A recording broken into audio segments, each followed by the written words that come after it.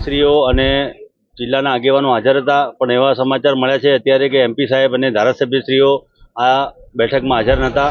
અમે પણ અમારો જે સંકલ્પ અમે લીધેલો છે કે જે રીતે પ્રદેશ પ્રમુખ અને જિલ્લા પ્રમુખે જે રીતે મનમાની રીતે એમને શહેરના પ્રમુખને મૂકવામાં આવે છે એમનો અમે વિરોધ અગાઉ પણ કર્યો છે અને આજે પણ અમારો વિરોધ હજુ સતત ચાલુ છે.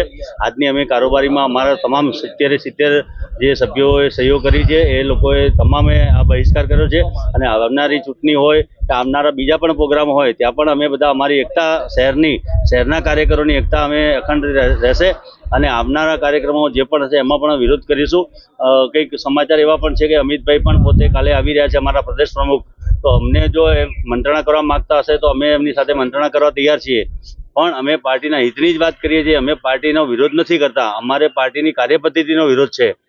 બહુ જૂથ સંખ્યા હતી અને એનું બી કારણ એ છે કે પાલનપુર શહેર કોંગ્રેસ સમિતિના પ્રમુખ તરીકે જે કૌશલ પટેલને મૂકવામાં આવેલો એનો જબરદસ્ત વિરોધ શહેર કોંગ્રેસ સમિતિએ કર્યો હતો અને એ કર્યા પછી પણ જિલ્લા કોંગ્રેસ સમિતિ કે પ્રદેશ કોંગ્રેસ સમિતિ દ્વારા એનો કોઈ નિરાકરણ લાવવા માટેનો કોઈ પ્રયત્ન આજ સુધી કરવામાં આવ્યો નથી, જેથી જે શહેરના કાર્યકર આગેવાન ભાઈઓ હતા એમને આ વિસ્તૃત કારોબારી સભામાં હાજરી આપેલ નથી અને એનો વિરોધ કરેલ છે. આ બેઠકની અંદર આવનારી જિલ્લા પંચાયત, તાલુકા પંચાયત, નગરપાલિકાની ચૂંટણીને લઈને ચર્ચા કરવામાં આવી છે.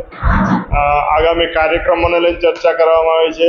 જે પણ ઉમેદવાર થાય એને જે ડોક્યુમેન્ટની જરૂર હોય કે જે પ્રક્રિયા હોય એમાં કઈ રીતે આગળ વધવું એના માટેની એક સૂચનાઓ આપવા માટે બેઠક આગામી સમયમાં જે સેન્સ પ્રક્રિયા દરેક તાલુકામાં કરવાની છે એની ચર્ચા કરવા માટે આજની બેઠક રાખવામાં આવી. મોટાભાગના લોકોને ચાન્સ મળ્યો છે.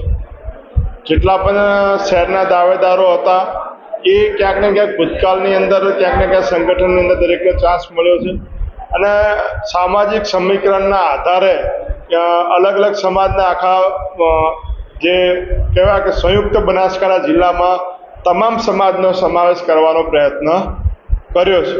કદાચ એની અંદર ભાગરૂપે ક્યાંક 19-20 હોઈ શકે, પણ એક પ્રક્રિયાની અંદર ભાગ લઈને જે લોકોએ પોતાની દાવેદારી નોંધાવી છે એની અંદર સામાજિક સમીકરણના આધારે આખી પ્રક્રિયા કરવામાં આવી છે અને નિમણૂક કરવામાં આવી છે. અને આગામી સમયમાં નગરપાલિકા ચૂંટણી પણ અમે શું સાથે મળીને કોઈ નારાજ હશે એને પણ મનાવીને સાથે મળીને ચૂંટણી લડશું.